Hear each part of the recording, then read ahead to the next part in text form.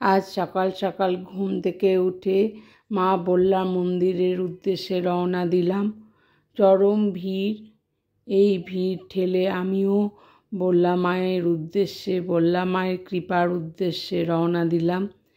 রওনা দিয়ে প্রথমে যে জলে পুকুরে বিসর্জন দেওয়া হয়, সেই বিসর্জনে পুকুরটার থেকে জল নিয়ে মাথায় দিয়ে মায়ের এক মূর্তি দর্শন করে মন্দিরে প্রবেশ করলাম। প্রবেশ করে সেখানে তো ছবি তুলতে দেয় না, তাই জন্য সেখান থেকে চলে গেলাম বাইরে থেকে মায়ের কিছু ছবি তুললাম। মা যেন জগৎ জননী সোনায় মুড়িয়ে রেখেছে মাকে সব ভক্তের দলেরা।